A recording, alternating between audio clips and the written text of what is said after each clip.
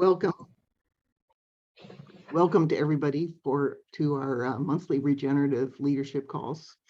Next month, on November 15th at 1 o'clock Central, a good colleague of mine, Susan Kopliger, is going to share observations and reflections of leadership in times of crisis. And she's going to use the murder of George Floyd in the Twin Cities as a lens that of what was the aftermath of this, and how did leadership across multiple sectors show up at that time. And mostly what she's observing is the emotionality and the impulse and the reaction, and how mindfulness and other kinds of personal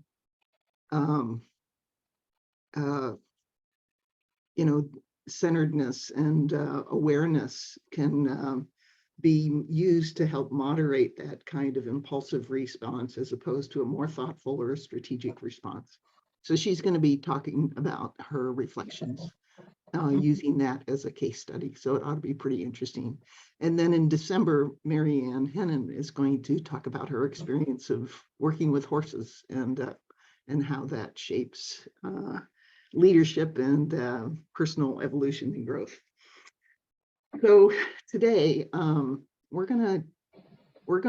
we've really just set this up as a kind of a wonderful sense of reflection. So there's a lot of things in movement, and it feels like the external environment is creating more and more feedback from us. So, and my thought process here in terms of creating just a point of pause to reflect is that when you're doing organizational change work, at least this is what I've found, is that if you're working with the general direction the evolution of the system is moving, you're much more likely to get traction because you have the whole system helping you with the change work that you're doing. And in order to invite the whole system in and see what direction the evolution is moving, I think that it takes, every once in a while, you have to step back and see what are the patterns of feedback that are going on externally. So I'm going to just show you this, this little visual of a kind of a spiral. This comes from this book called What We Learned in the Rainforest, Business Lessons from Nature. And as they were going into a kind of a deep dive in the rainforest, this is kind of the pattern they saw that of how ecosystems evolve. It always starts with a 14 feedback, something that comes from the ecological system that forces the status quo of the system to shift towards adaptation. So the feedback is critical, and then the feedback goes into whatever the status quo of the system is, which then moves the system towards adaptation. And in biology, their biological systems actually increase in complexity as they evolve. And so the adaptation often moves down this pattern. So the adaptation increases the specialization and diversification in the system, which then generates more and more complexity in the system. These folks in the rainforest, they felt it was kind of like a series of dominoes that fell. As you started with the 14 feedback, and then everything else kind of cascaded in this direction. And as you get to more complexity, it actually drives more interdependence in the system. So what happens in ecosystems as they become more mature, they become more diverse. And as that diversity and complexity increases, it creates a huge set of possibilities around interdependence or mutual relationships, which then creates a predisposition to cooperate in the system. And then over time, there's kind of an emergence that comes out of this new kind of set of interdependence and cooperation that creates synergy in the system. and then the whole system evolves to the next level of capacity. And then, of course, the spiral starts all over again. So what I was thinking, so I find this idea of forcing feedback to be really powerful in my work. Um, in that I always take time to pay attention to what the system, the larger system, is, maybe the patterns of feedback that are going on in the larger systems. And because again, if you align with them, then something interesting happens. So for example, when you look at climate, for example, we're getting a huge amount of feedback that our weather systems and our climate are reminding us that we're in an interdependent system, and that we haven't been treating the larger system with an awareness of how our behavior might be affecting the stability or absence of stability within that larger system. So then it seems to me that, so then I look at it, and my read on the feedback is that we have a pattern of pushes that are moving us towards interdependence. So then in my consulting practice, if I acknowledge the interdependence and I work from a framework of interdependence, I actually can access all of the energy in the larger system that is also pushing towards interdependence. And it helps the change work in any system that I work in. So that's an example of how I pay attention and look for forcing feedback. So now I'm going to hand it over to Daniel, and he's going to set us up for how we want to play with this idea. Thank you. So I love that essentially we're talking about this core concept that's named so many different things, right? It's noticing the larger system, aligning with it. Some people might say going with the flow, don't go upstream. The mindfulness part of me wants to say that what we're really trying to do is just observe reality as it is, and not with all of our stories and the way we want it to be and the delusions that we carry. And so what I think I shared something about this many months ago, some of you might have been on the call or not, called signals and sense making, where it's this process where you go around the room and you share one or two signals that you are noticing in the external environment, weak signals that we're sensing, what are we picking up, and then share the data. Just a sentence or two about, I saw this thing, I read this headline, I read this article, and it pointed to this data point. And then this is what I'm noticing are these signals. And then, so we want to do this exercise, and in small groups. I think there's 11 of us total. So we could do 3 small groups, which will be 3 and 4. Or yeah, 3 small groups. My math isn't sharp today. And just share if there's a headline you've read recently or some sort of weak signal in the environment that you're sensing that helps us then say, is the work we're doing aligning with the changes in the external environment? We'll do the signals in the small groups, and then we'll come back into the large group and share the meaning making part, the sense making part of like, okay, if I'm seeing this, what are we thinking this means? So with that, let's go into small groups. For Kathy, how long, Daniel? yeah, this is going to be super short. If there's 3 of us in each group, minus 4 and 1, let's do 6 minutes. You'll have like a minute and a half per person to share 1 or 2 signals, data points in the external environment that you're picking up on. That kind of makes you scratch your head and like, huh, that's interesting. And then we'll come back and we'll have a large group discussion about what does this mean. All right. All right, see you in 6 minutes.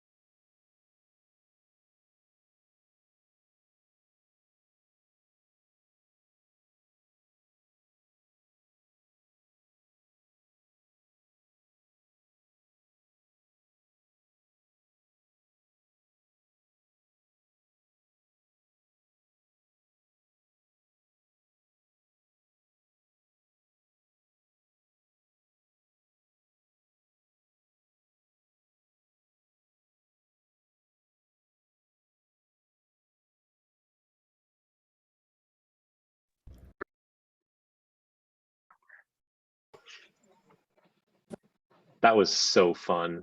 I don't know about all y'all. It was great. And unfortunately, I have to sign off, but I'm so grateful to the group and for the conversation. And I'm going to tune into the recording to hear the processing that everybody came up with. Awesome. Thank Thanks you for all. joining us, Thanks, Emily. Emily. All righty. Yeah. Yeah, we were having a fun discussion too, but we were really reflecting on a lot of the tension that is being felt. So we're those are some of the things that we were calling up. But so we're looking forward to hearing what was happening in the other rooms too. So now is our opportunity for the sense making. I think, you know, and Daniel, guide me on this. I think it might be helpful potentially to hear a little bit about what was discussed in the rooms, but we're going to start to make connections and then ask questions about those signals that were shared, right? So why let's start. Let's do that. So Daniel, should we start with just maybe sharing a little bit about what we heard? Did we start there? Yeah. Yeah, and maybe you can already start to make a little bit of sense of some of the connections, and then just say, and this was the data point, these are the 2 data points or 3 data points that I was connecting and noticing a pattern, because I think we're already going to start to see some patterns from room to room. Yeah, that's great. And I can model that if you'd like. Let's do it, Daniel. Thanks. So one of the patterns, and this even goes back to what Kathy kicked us off with, was a shift from separateness to interconnectedness. And a couple of data points that pointed to this was as funny as this idea that the gut health is becoming a bigger area of research and had been ignored for so long. So that connection within the human body and anatomy and physiology of our systems and how they actually work instead of ignoring the gut. 2, feeling or seeing that people are disconnected and feeling alienated, this quiet quitting trend. So what is the disconnection there? And then also the resurgence of I can't say his last name, Sharma's work, from ego systems to ecosystems, and starting to see more resurgence in conversations around that, or people that we work with asking questions that lead to this being brought up. So that was one of the things that we discussed or noticed in the data points we shared. Cool. We didn't get to the pattern making yet, but we had the die-offs of the red oaks in Maryland. That was one pattern that was being seen. That there's a huge nut abundance in the UK, beech nuts, hazelnuts, which we think might be a tough winter. The other is a comment that everything's collapsing in the UK, and that oftentimes when that happens, people externalize the problems that don't fit your model. So that was kind of a little creeping in of sense making into that collapsing. And then I got sold off for it, don't worry. okay, we'll talk about that. So that's basically that the response when a crisis hits is you kind of frame it up as more of the same way of thinking that you have. So if you think the economy has taken a big hit, you say more capitalism will fix this. Is that kind of right, Martin? And more homeless people on the streets than they've seen before. And then the Babcock community in Florida, which was designed to be resilient, and how they made different choices in the design of the community based on the assumption that they were going to get more and more significant bad weather. So so they designed the community to be resilient. They buried all the internet and the electrical lines. They created holding ponds for extra water. They built all the houses to withstand 140-mile-an-hour winds. And it was the only community in the path of the hurricane that maintained their internet, their water, and their electricity, and had no damage to the houses when every community around them was with disaster and increased cost to build back, basically. So it was an interesting proof of concept on designing for resilience. Maybe our room could be called failure versus resilience, because we did talk a lot about the failures that were going on, right? So, Same room. I mean, we did too in our room, actually. Like there was a lot of like, everything is chaos, you know, and Shamrit started us, you know, thinking about the UK, but then we were like, well, same here in the US. Things just feel really kind of chaotic at in our political levels. And very divisive, you know, and Dale even sharing some personal like examples for what that feels like to be, you know, pretty isolated in your views in a community and what that can do. So we were there for a little bit, and then we're like, okay, are we seeing any signs of, you know, what are signs that we're seeing of coming together, of a connectedness? And once again, Simrit was talking about the some things that she's saying in her work, and like different organizations and companies that in the past have not been interested, now kind of wanting to lean into the living systems thinking, and you know, and so that's a sign. But yeah, we definitely spent more time on the other signals. For sure. All the signals are important. This is interesting to hear you say this, because this is our human ego making judgments that this is a bad signal or a negative signal, versus nature would say these are signals in the ecosystem and we have to, as a system, have to respond to it. So I would invite us to not say they are good or bad signals, or you spent too much time focused on the bad stuff, right? You spent time discussing signals that you're noticing. Mm. Is it not a thing about, and it refers to what Kathy said in the past, is the fact that, you know, there's lots of information that's below the eye line, point of view sort of thing. It's happening, you know, like mycorrhizomes under trees sort of thing. It's like, it's all happening there and building up, and we just don't see it because it's not in the popular media, because the media is part of the things, you know, the kind of negative things that are going on. But actually there's a, and the reason why I say that is because I've just started doing qualifications in bushcrafting and stuff like that, mindful bushcrafting, for courses I want to do. And as I've seen that, my world has shifted, and I'm now connected to a lot more people that are doing things that are amazing. And you think, God, I didn't even know that was happening.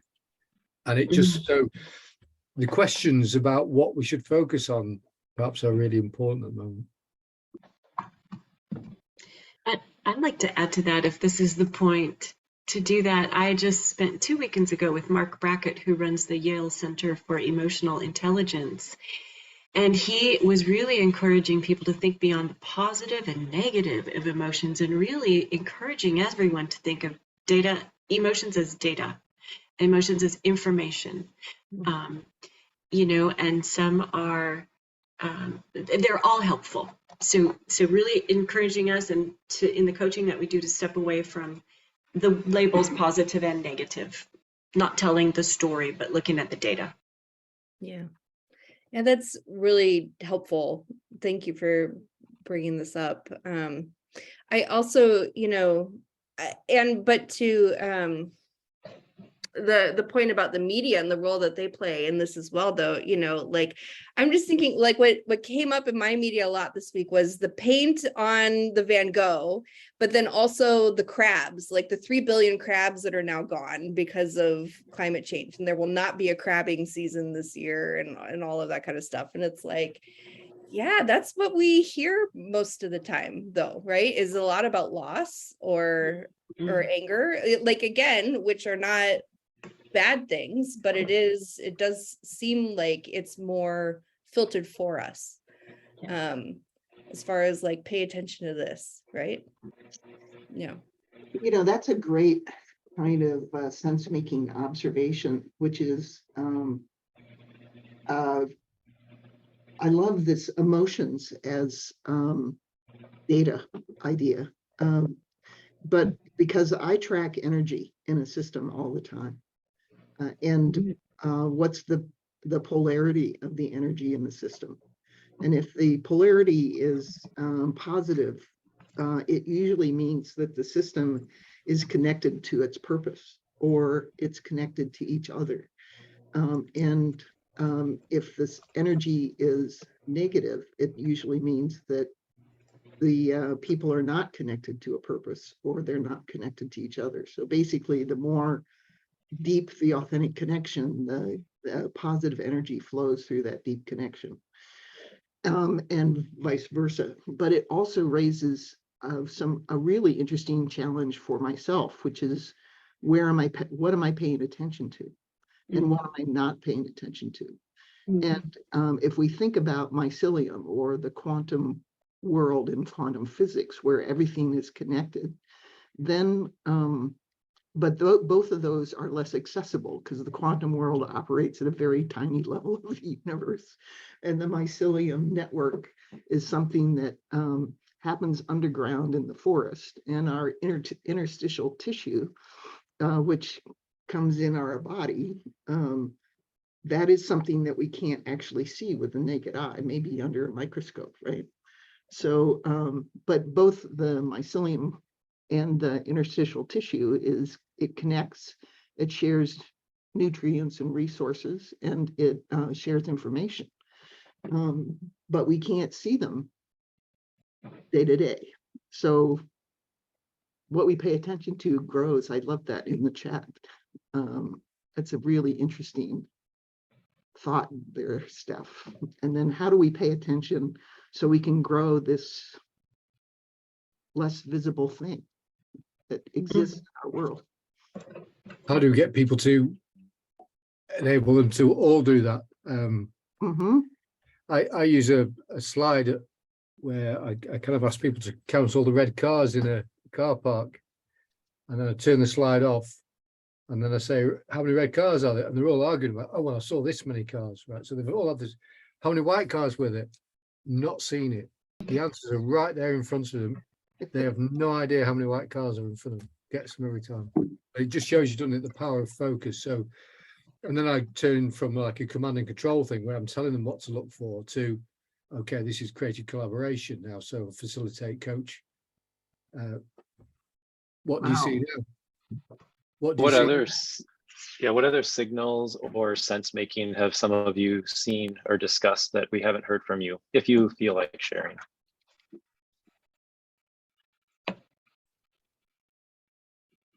I have a positive thing. So, as we may remember, I'm a practicing relentless optimist. So even though the the red oaks in Maryland are really, the northern red oaks are really dying off, one of the really interesting things that came about from it is that we entered into a partnership with the American Chestnut Foundation, which is working on reintroducing American chestnuts back into their native range. So Maryland is part of American chestnut's native range. So they've been back crossing for about, I don't know, since the 1970s, so 50 years. And they've gotten to a point where it's 1 in 164th part Chinese chestnut, and the rest of it's all American. And they're going to start giving us trees to plant in our park systems so that we can start to actually really on an ecological scale start to regenerate that entire unique plant, which is a huge deal. So was I'm it very like on excited the about brink it. of extinction? It's functionally extinct in the wild. So Wow. yeah, there was like a horrible chestnut blight that happened in like the late 1800s. And so it gets to a certain point and then a fungal infection and cankers take it over and it dies back to the roots. But the fungal infection can't kill the roots. So it comes up and grows for 5 years. So they've been doing a lot of research into it for a really long time, trying to bring it back. But it's like, it's supposed to be the biggest tree in our woods. So that's, in Minnesota, the landscape architects have been doing a lot of work around climate and what's going to be our heritage trees. And most of our heritage trees, with the exception of the oak, are going to travel north, and they're not going to be our climate.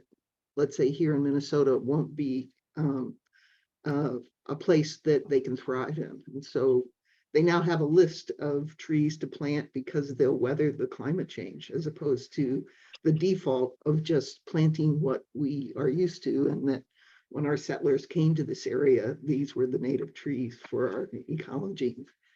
Interesting. So I think there's going to be a lot of those kinds of die-offs and recalibrations.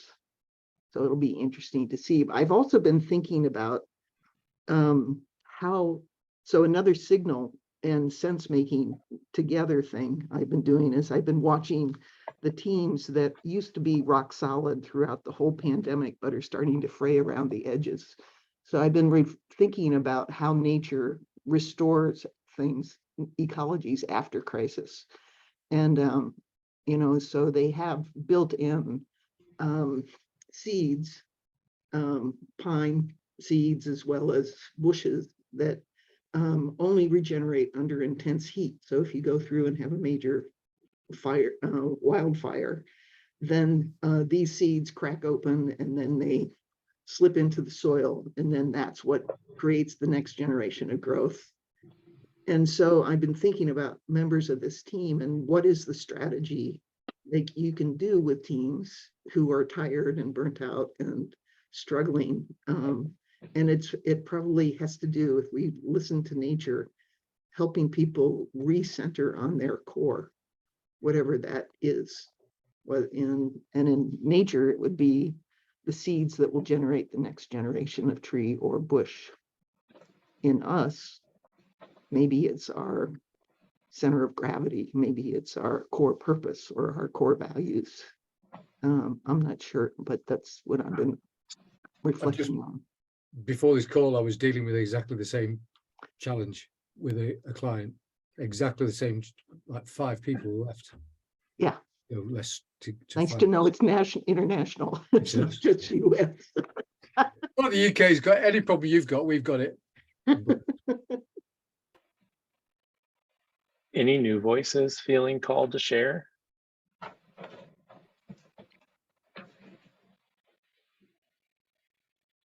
This might be tangential, but something I've noticed in an online community, and it's in a course that I've been on.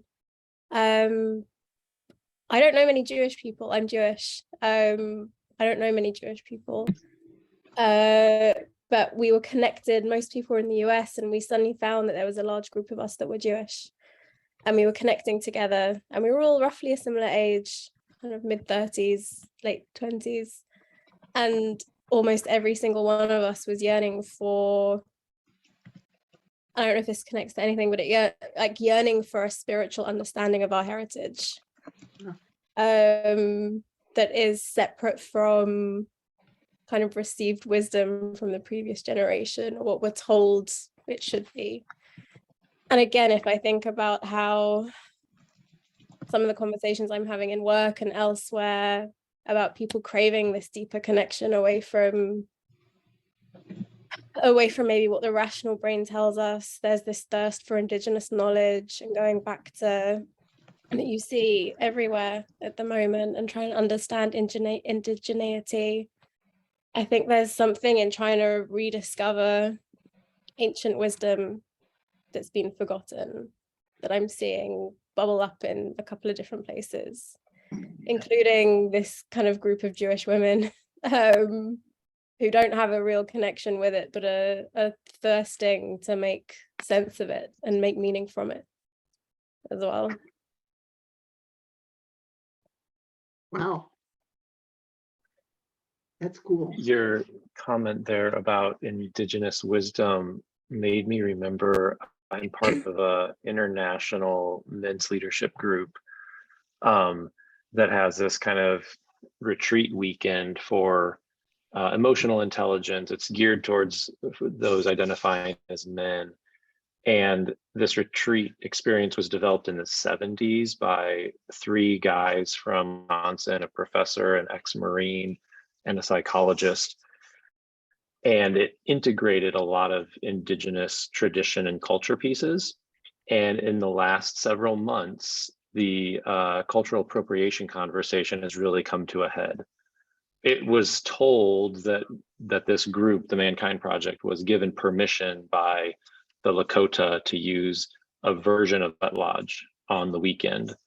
And now there's this group that has formed. I don't know how long they've been around. They call themselves Spirit, and they are the elders of a lot of Native American cultures, trying to really point out where there's cultural misappropriate or cultural appropriation. And they sent a letter to this organization basically saying, these 5 or 6 or 7 things that you do on your weekends, we have never given you permission. And all the people that you said gave you permission in our tribes did not have the authority to give you permission. And so there's a lot of internal discontent and tension within this men's leadership group focused on emotional intelligence. Some of them are like, but this is core and essential to what we do. This is our signature weekend to help men have this profound experience and grow. And others are like, well, from a place of wisdom, when we stand on holy ground, everything that comes to us is holy. So how do we take this and keep the function? Form follows function. How do we keep the function of what we've created through this weekend retreat and let the form shift? Because we need to respect that these traditions and very sacred practices in some cases from these tribes are not given to us. So that's a really interesting signal that this conversation is happening on a very large international nonprofit organization, and the internal discontent and tensions that are showing up as we move through this. So again, not judging it as good or bad. I think it's a really fascinating, and I guess I'm going to judge it as wonderful feedback mechanism that is rippling through this community of people identifying as male in their leadership and emotional intelligence, and now they're going to have to really wrestle with what does this mean. Melanie, I think you were about to say something a few minutes ago. Did I see that correctly? Was I? I'm not opposed to sharing. I don't really know what I have to share. I am the person who noticed that on my commute to work, I'm seeing more and more homeless people.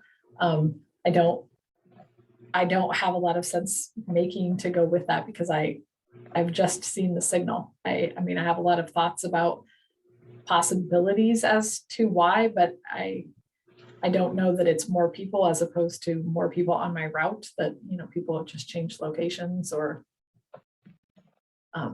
so I mean, there's lots of things that flow into that, you know, lots of different factors that impact homelessness and lots of different things that go along with that. But that was my signal. It sounds like you have connection with London as well, just if you, based on the chat. Thanks.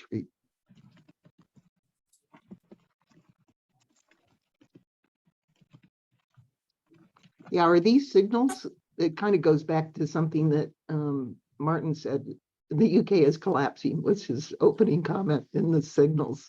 This conversation, is it a collapse of certain kinds of ways we expect our society to operate or to work, and that this is, you know, a shift from that?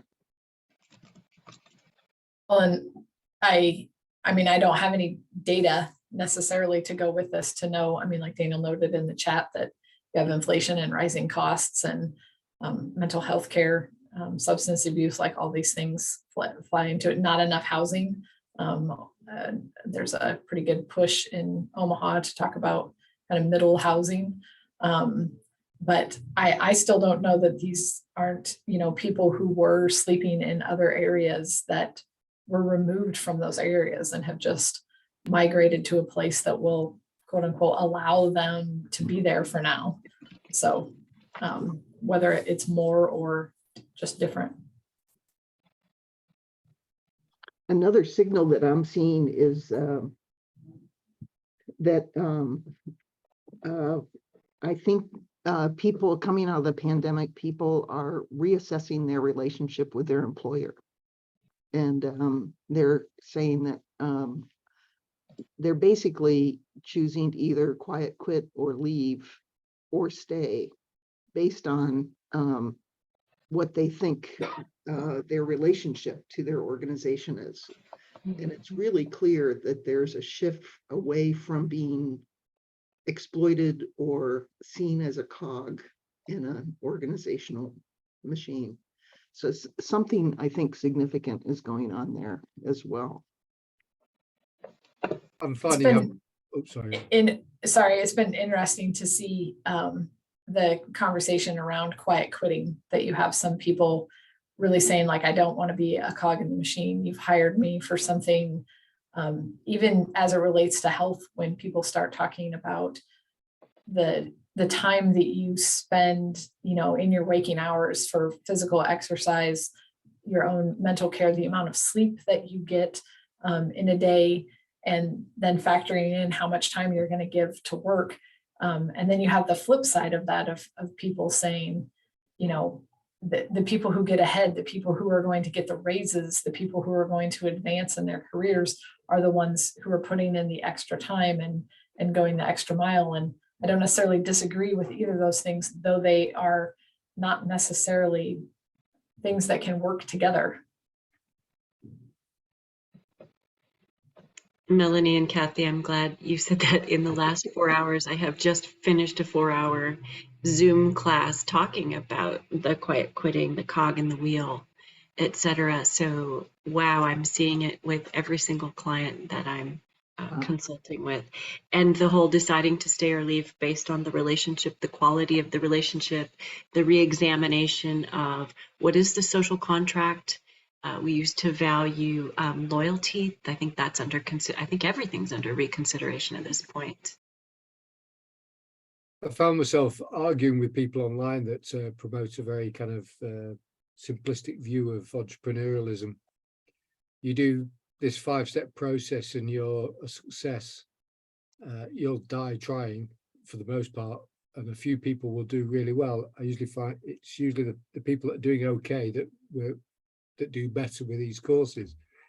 And but people are making loads of money, and you never hear about the people that don't make it like that, because it's a complex adaptive system and they're trying to use simple and complicated rules to success. It doesn't work. It's like where's the acceptance? This is actually BS, It's another example of framing something as simple when all around you the system's becoming more complex.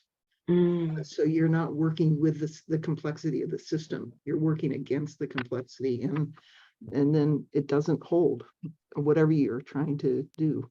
I would argue, going back to your circle as well, I would argue that it's not becoming more complex. It was always as complex. And that what we've done is ignored it. And whenever you ignore a complex situation and introduce simple symptomatic solutions, you get a collapse, and that's why I have boom bust economics.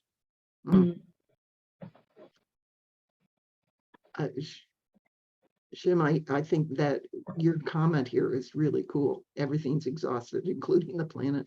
Wow. Yeah. And I think how do you innovate and find solutions and collaborate from a state of survival? If your body is under stress, and you're in survival mode, how do you see innovative solutions and collaborate and get out of that mindset of exhaustion to find the way forward, is what just came to me. So at this at the International Leadership Association, I went to another session from the Aspen Institute, and they do a lot of fellowship programs.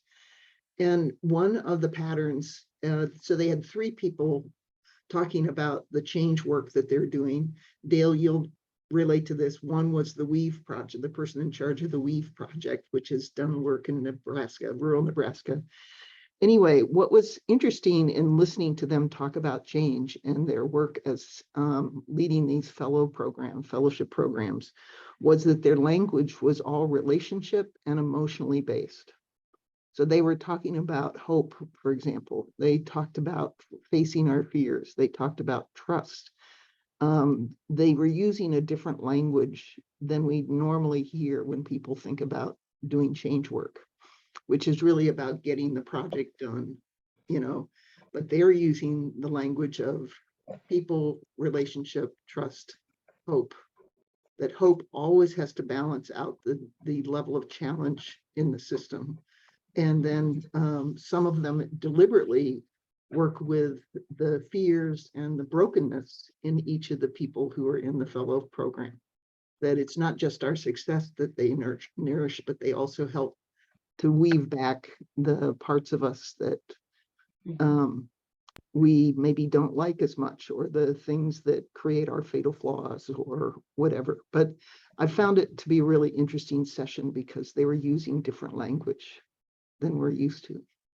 It's fascinating that you just said hope and fear, because we have a gathering next week over 2 days where we've got only just a small number of people joining, but in person. And there's some of the organizations I mentioned in our group, so IBM, BBC. And the first thing we're going to get them doing is sharing hopes and fears.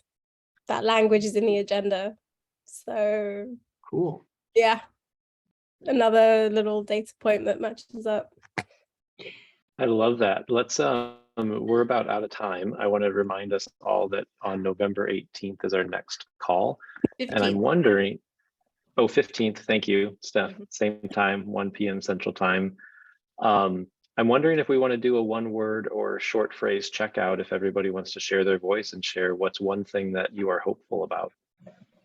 Mm. We can just go around the room. And you can pass if you don't want to participate. How do we know who goes first? Can it be me? You can go first, Lauren. Okay, great. I'm actually really super hopeful about this like infrastructure thing that you talked about the last time in this the big infrastructure bill. I don't remember what it's called. Inflation Reduction Act. Great job. That one.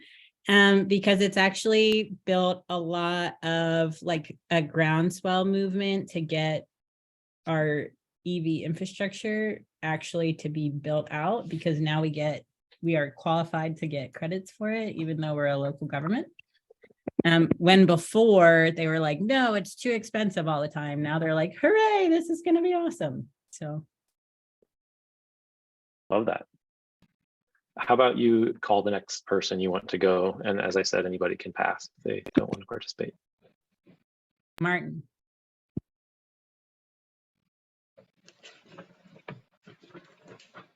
Diamonds are found in the dirt and gold is found in the grit. Now you call. Who should go next?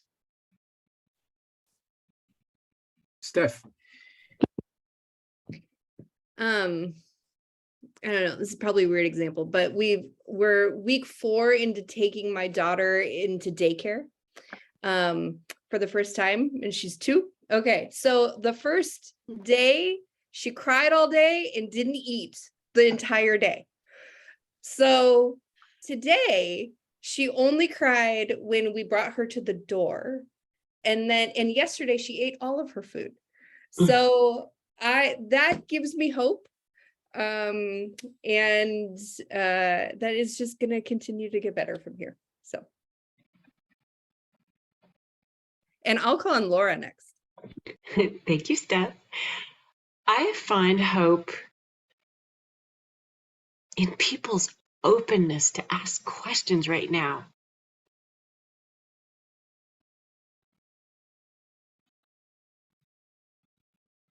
Who do you want to go next? How about Melanie? I am finding hope just in the amount of potential change. I know it's a lot to ask of people, but there are so many things happening right now that I feel like odds are we will be successful in achieving all of those changes. But even with a percentage of those change, we'll still be having a large impact. So, Daniel. Each breath is a new life.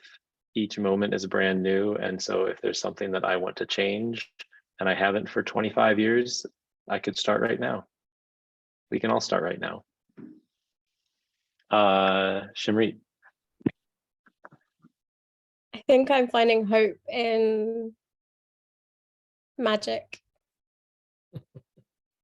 Like a yearning for magic, and the rational brain is still important, but looking for those moments of magic that I think a lot of us are missing.